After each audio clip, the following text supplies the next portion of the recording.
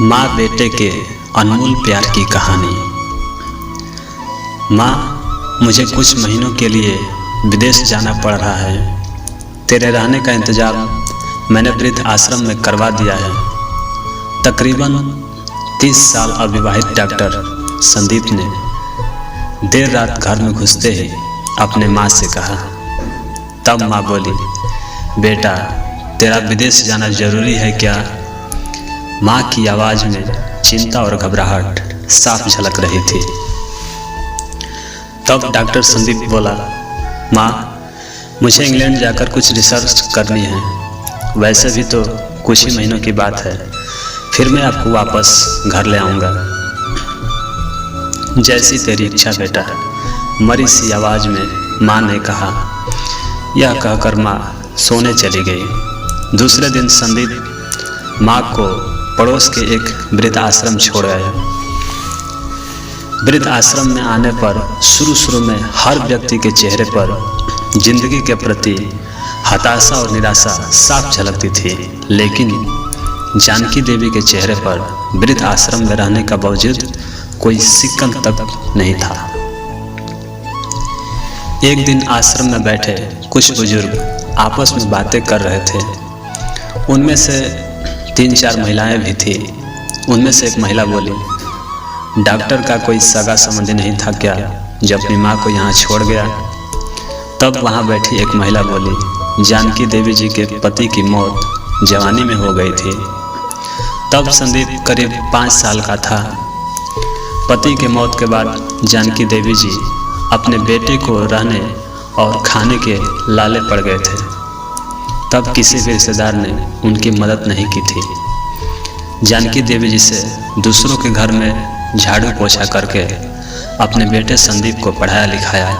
संदीप भी पढ़ने लिखने में बहुत होशियार था, तभी तो वह डॉक्टर बन गया। वृद्ध आश्रम में करीब 7 महीने गुजर जाने के बाद एक दिन जानकी देवी वृद्ध आश्रम के संचालक मुकेश शर्मा जी के ऑफिस के नंबर से अपने बेटे को फ़ोन किया और कहा, संदीप तुम इंडिया आ रहे हो ना, या फिर इंग्लैंड में ही हो? संदीप का जवाब था, माँ मैं अभी इंग्लैंड में ही हूँ। अब तो जानकी देवी जी जब भी 3-3, 4-4 महीने से फ़ोन करती तो संदीप का एक ही जवाब आता कि मैं अभी यहीं हूँ, जैसे ही मैं अपने देश आऊँगा तुझे बता दूँगा। इस तरह समय गुजरता गया और 2 साल गुजर गए। अब तो वृद्ध आश्रम के लोग भी कहने लगे कि देखो कैसा चालाक बेटा निकला, कितने धोखे से अपनी माँ को यहाँ छोड़ गया। तभी आश्रम का एक अन्य बुजुर्ग बोला, मुझे तो नहीं लगता कि डॉक्टर कोई विदेश गया होगा, वह तो बुढ़िया से छुटकारा पाना चाह रहा था। तभी किसी और एक बुजुर्ग ने कहा, मगर वह तो शादीशुदा भी नहीं था। फिर होगी कोई गर्लफ्रेंड जिसने कहा होगा कि पहले माँ को अलग इंतजाम करो, फिर मैं तुमसे शादी करूँगी। 2 साल आश्रम में रहने के बाद जानकी देवी जी को अपनी नियति का पता चल गया। बेटे का गम उन्हें अंदर ही अंदर खाने लगा। वह पूरी तरह टूट गई। 2 साल आश्रम में रहने के बाद एक दिन जानकी देवी जी की मौत हो गई। उनकी मौत पर आश्रम के लोगों ने आश्रम के संचालक शर्मा जी से कहा, इसकी मौत की खबर इसके बेटे को दे दो। हमें तो नहीं लगता कि वह विदेश गया होगा, वह होगा यहीं कहीं अपने देश में। तभी शर्मा जी बोले, इसके बेटे को मैं कैसे खबर करूं? उसे मरे तो 3 साल हो गए। शर्मा जी की यह बात सुनकर वहाँ उपस्थित सभी लोग हैरान रह गए। तभी उनमें से एक बोला, अगर उसे मरे 3 साल हो गए तो जानकी देवी जी को मोबाइल पर कौन बात करता था? तब शर्मा जी बोले, वह मोबाइल तो मेरे पास है जिसमें उसके बेटे की रिकॉर्ड की गई आवाज़ है। एक बुजुर्ग ने पूछा, पर ऐसा क्यों?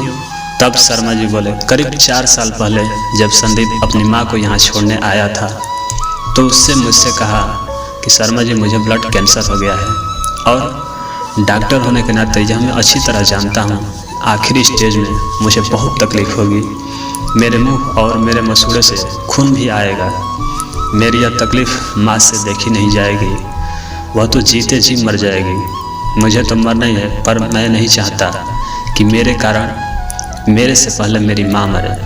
मेरे मरने से पहले 2 कमरा और हमारा छोटा सा फ्लैट और जो भी घर का सामान आदि है वह मैं आश्रम में दान कर दूंगा। यह दास्तां सुन आश्रम के सभी लोगों की आंखें नम हो गई। जानकी देवी जी का अंतिम संस्कार आश्रम में ही कर दिया गया। उनके अंतिम संस्कार में शर्मा जी ने आश्रम में रहने वाले बुजुर्गों के परिवार वाले को भी बुलाया। माँ बेटे के इस अनमोल प्यार और अटूट दास्तां कुछ लोगों पर इतना असर हुआ, कुछ बेटे अपने बूढ़े माँ बाप को वापस घर ले गए। उम्मीद करते हैं आपको ये कहानी बहुत अच्छा लगा होगा। तो चैनल को सब्सक्राइब कीजिए, वीडियो को लाइक कीजिए।